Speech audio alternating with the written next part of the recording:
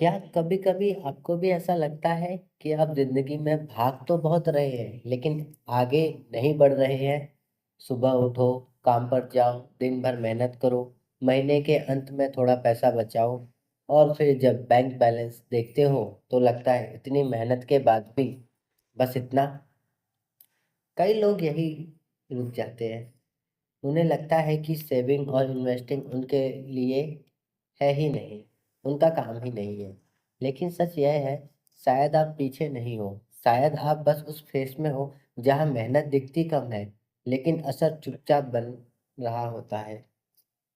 और अगर आप इस फेस को समझ गए तो वेल्थ बिल्डिंग आपके लिए हमेशा के लिए बदल सकती है। मान लीजिए आप हर महीने 3,000 रुपये इन्वेस्ट करते हैं। आप डिसिप्लिन रखते हैं, अनावश्यक खर्च जितने भी होते हैं आप कम करते हैं, थोड़ा कंट्रोल रखते हैं। 1 साल बाद आपने इन्वेस्ट किया, 3,000 रुपये आप इन्वेस्ट करते हैं पर मंथ, तो 12 मंथ का आपका हो जाएगा 36,000। अगर आप मार्केट से आपको एवरेज रिटर्न मिला तो साल के अंत तक यह वैल्यू लगभग 36,800 से 38,500 के आसपास हो सकती है। और यहीं पर दिमाग बोलता है, बस इतने टाइम में इतना इतना डिसिप्लिन और रिजल्ट इतना सा। यही वो डेंजरस मोमेंट है जहां लोग इन्वेस्टिंग छोड़ देते हैं, क्योंकि शुरुआत में वेल्थ बिल्डिंग नहीं होती, नहीं दिखती, सिर्फ सेक्रीफाइस दिखता है। लेकिन वेल्थ बिल्डिंग की शुरुआत हमेशा बोरिंग दिखती है। क्यों? क्योंकि शुरुआती स्टेज में ग्रोथ का बड़ा हिस्सा रिजल्ट से नहीं, कंट्रीब्यूशन से आता है। मतलब शुरुआत में पैसा आपके लिए ज़्यादा काम नहीं कर रहा होता, ज़्यादातर काम आप कर रहे होते हैं। आपका एफर्ट इंजन की तरह काम करता है, आपका डिसिप्लिन फ्यूल की तरह काम करता है, और आपका पेशेंस स्ट्रेंथ आपके स्टीयरिंग व्हील की तरह काम करता है। इस शुरुआती दौर को मैं कहता हूँ इनविजिबल फेस, जो दिखाई नहीं देता। एक ऐसा फेस जहाँ प्रोग्रेस होती है पर ड्रामेटिक जो होते हैं वो नहीं दिखते। यह वैसा ही है जैसा कोई पौधा जमीन के ऊपर छोटा सा दिख रहा हो लेकिन नीचे उसकी जड़ें गहरी बन रही हो, ऊपर से स्लो, अंदर से पावरफुल। और सबसे इंटरेस्टिंग बात, ज़्यादातर लोग इसी फेस में हार मान लेते हैं। अब सवाल आता है, कैसे समझे कि कंपाउंडिंग एक्चुअली काम करती है? यहाँ आता है simple rule, rule of 72। Formula बहुत आसान है। 72 divide by annual return equal to money double होने के लगभग कितने साल। अगर हम एग्जाम्पल के लिए 12% एनुअल रिटर्न मान ले तो 72 डिवाइड बाय 12 इक्वल टू 6। यानी आपका पैसा लगभग 6 साल में डबल हो सकता है। कोई गारंटी नहीं है पर हो सकता है, पॉसिबिलिटी। ध्यान रहे, यह एग्जैक्ट गारंटी नहीं है, यह एक क्विक एस्टिमेशन रूल है। लेकिन यह रूल एक बहुत पावरफुल चीज़ सिखाता है, time plus return equal to compounding का मैजिक। शुरुआत में अमाउंट छोटा लगता है लेकिन टाइम बढ़ते ही ग्रोथ का पैटर्न बदल जाता है। अब इसे एक एग्जांपल के साथ समझते हैं, रियल नंबर में देखते हैं। अगर आप हर महीने 3,000 एसआईपी करते हैं तो लॉन्ग टर्म में एवरेज रिटर्न मान ले 12% एनुअल, तो तस्वीर कुछ ऐसी दिखती है। आफ्टर 1 ईयर टोटल इन्वेस्टमेंट आपका होगा 36,000 का, अप्रॉक्स वैल्यू 36,800 से 38,500। After 5 year total investment 1,80,000, approx value 2.4 से 2.5 लाख आएगा। After 10 year total investment 3,60,000, approx value 6.8 lakh से 7 लाख तक। After 15 year total investment 5,40,000, approx value 14 lakh के आसपास। After 20 year total investment 7,20,000, approx value 27 से 30 लाख के आसपास। ये एक पॉसिबिलिटी है। अब जरा रुक कर इसे फील कीजिए। पहले 5 साल में अमाउंट ठीक लगता है, लेकिन 15 से 20 साल बाद वही छोटा सा अमाउंट SIP 3,000 का एक मैजिकल फॉर्मूला बनना शुरू कर देता है। यही कंपाउंडिंग का रियल फेस है। वो शुरुआत में विस्पर करती है, बहुत तंग करती है, और बाद में आवाज तेज हो जाती है, बाद में परेशान करना छोड़ देती है और एकदम स्पीड में होती है। लेकिन एक और सच है, सिर्फ बचत करना काफी नहीं है। वेल्थ बिल्डिंग करने के लिए 2 इंजन होने चाहिए, इनकम बढ़ाना और दूसरा लाइफस्टाइल को कंट्रोल रखना। मान लीजिए आज आपकी सैलरी 25,000 पर मंथ है। आप एक स्किल सीखते हो, बेहतर जॉब लेते हो, 2 साल बाद आपकी सैलरी 40,000 पर मंथ हो जाती है। अब यही लाइफ का रियल टेस्ट शुरू करता है, क्योंकि इनकम बढ़ते ही कई लोग एक्सपेंस भी बढ़ा देते हैं। बड़ा फ़ोन, बड़े बिल, बिना सोचे वीकेंड पर खर्चा कर देना, और महीने के अंत में सेविंग फिर भी लगभग वही। यही रीज़न है कि कई लोग ज़्यादातर काम कर कर भी रिच नहीं बन पाते। इनकम बढ़ाना इम्पोर्टेंट है, लेकिन उससे भी इम्पोर्टेंट है उसका एक्स्ट्रा इनकम का सही डायरेक्शन तय करना। मैंने पिछली वीडियो में सही डायरेक्शन तय करने की कुछ रूल्स बताए हैं, आप चेक जरूर करिएगा। मान लीजिए पहले आप 3,000 की SIP करते थे।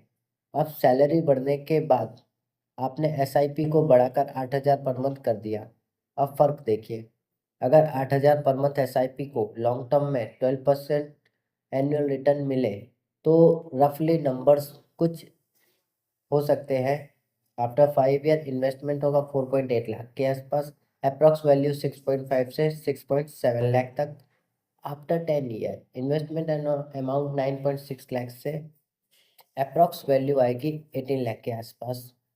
After 15 year investment 14.4 lakh, approx value जो बनेगी 37 से 40 lakh. After 20 year investment 19.2 lakh से लेके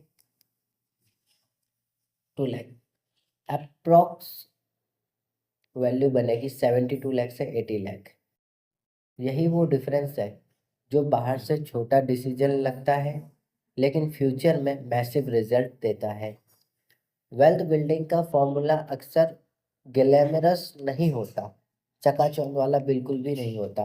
वो सिंपल होता है, earn money plus save money, okay, plus invest continue plus wait patiently. ये ज़रूरी है, आप ध्यान से सुनिए। Earn more, save intentionally, invest continuously, wait patiently. ये चीज़ों का फॉर्मूला है और आपकी वेल्थ बनना स्टार्ट होती है। अगर अभी आपको लग रहा है प्रोग्रेस स्लो है, तो शायद प्रोग्रेस नहीं है, एक्सपेक्टेशन की। याद रखिए, लग रहा है प्रोग्रेस स्लो है, तो शायद ये लग रहा है जो है वो जो आपकी एक्सपेक्टेशन है उसका फेस है। हम लोग फास्ट रिजल्ट की दुनिया में जी रहे हैं, इंस्टेंट डिलीवरी, इंस्टेंट एंटरटेनमेंट और इंस्टेंट वैलिडेशन। लेकिन वेल्थ इंस्टेंट नहीं बनती। वेल्थ को टाइम चाहिए, स्ट्रक्चर चाहिए और डिसिप्लिन चाहिए। कई बार शुरुआत के 2-3 साल इमोशनली सबसे मुश्किल होते हैं, क्योंकि एफर्ट बहुत लगता है, लेकिन जो रिवॉर्ड होता है उतना विजिबल होता ही नहीं है। और यही वो समय है जहाँ स्ट्रॉन्ग लोग अलग दिखाई देते हैं, ना इसलिए कि वो जीनियस होते हैं, बल्कि इसलिए कि वो इनफ टाइम तक टिके रहते हैं, लंबे समय तक टिके रहते हैं। अब एक इम्पोर्टेंट बात, इन्वेस्टिंग का मतलब ये नहीं है कि बिना सोचे सब पैसा हाई रिस्क एसेट में डाल दिया जाए। सबसे जरूरी चीज है simply emergency fund, basic protection like insurance, long term growth investment, some stability और लो वॉलेटिलिटी एलोकेशन। जब आप पोर्टफोलियो क्रिएट करते हैं तो ये चीज़ खास में ध्यान रखें, जो आपकी लो वॉलेटिलिटी होनी चाहिए एलोकेशन के टाइम में। बहुत ज़्यादा हाई स्टॉक्स नहीं लेने जो ऊपर नीचे होते हैं, क्योंकि गोल सिर्फ रिटर्न कमाना नहीं है, गोल है ऐसा सिस्टम बनाना जो मार्केट के डाउन होने पर भी ना टूटे। रियल स्ट्रेंथ तब आती है जब आपको हर गिरावट पर पैनिक नहीं होना होता, जब आपको पता हो कि शॉर्ट टर्म नॉइस अलग है और लॉन्ग टर्म डायरेक्शन अलग है। आपका सबसे बड़ा दुश्मन मार्केट क्रैश नहीं है, सबसे बड़ा दुश्मन है जल्दी हार मान लेना। लोग इन्वेस्टिंग में इसलिए फेल होते हैं क्योंकि वो वेट नहीं करते, क्योंकि कंपाउंडिंग काम नहीं करती, क्योंकि उनके वेट ना करने से चीज़ें गड़बड़ होती है। लोग फेल इसलिए होते हैं क्योंकि वे कंपाउंडिंग को काम करने लायक टाइम नहीं देते हैं। आप अगर एक चीज़ को टाइम देंगे तो आपको अच्छा रिटर्न मिल सकता है। 5 महीने डिसिप्लिन, 8 महीने डिसिप्लिन, 1 साल डिसिप्लिन, फिर बोर्ड हो जाते हैं, फिर कंपैरिजन करते हैं और फिर हार मान लेते हैं और फिर वही साइकिल दोबारा शुरू। जो लोग इनविजिबल फेस को पार कर लेते हैं उनके लिए एक पॉइंट के बाद ग्रोथ नॉर्मली तेज लगने लगता है। पहले आप पैसा डालते हो, फिर ग्रो होता है, फिर एक समय आता है जब ग्रोथ का बड़ा हिस्सा रिटर्न में आने लगता है और वही मोमेंटम गेम बदल देता है। तो आज क्या करना है, बहुत सिंपल है। पहला, आप मंथली इन्वेस्टमेंट अमाउंट लिखिए। दूसरा, एक फिक्स्ड एसआईपी डिसाइड कीजिए, चाहे छोटी क्यों ना हो।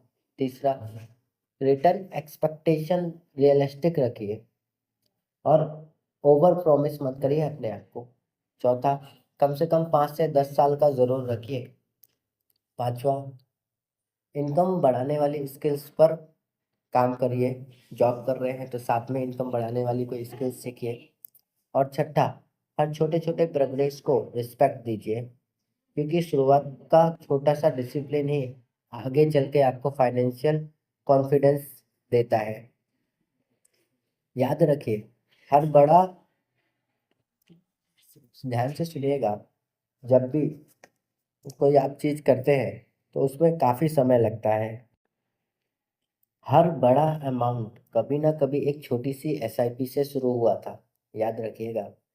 हर फाइनेंशियली स्ट्रांग इंसान कभी ना कभी बिगनर था और हर कंपाउंडिंग की जर्नी कभी ना कभी इनविजिबल फेस में थी। तो अगर अभी चीजें स्लो लग रही है तो खुद को वीक मत समझिए। हो सकता है आप बस उस स्टेज में हो जहाँ सीड्स बोए जा रहे हैं और रूट्स अंदर ही अंदर ग्रो कर रही हैं। आज का छोटा कदम कल की बड़ी फ्रीडम बना सकता है। कंपाउंडिंग को परफेक्ट लोगों को रिवर्ट नहीं करती, कंपाउंडिंग जो डिसिप्लिन के साथ कंस्टेंस लगे रहते हैं उनको रिवर्ट करती है। अगर आपको यह वीडियो यूजफुल लगा तो लाइक कीजिए और चैनल को सब्सक्राइब कीजिए। मैं ऐसे ही सिंपल और प्रैक्टिकल एग्जाम्पल्स और वीडियोस के साथ आपके सामने आता रहूँगा और आपको फाइनेंशियली मजबूत करने के लिए जो छोटे छोटे स्टेप्स होते हैं वो मैं आपको बताता रहूँगा।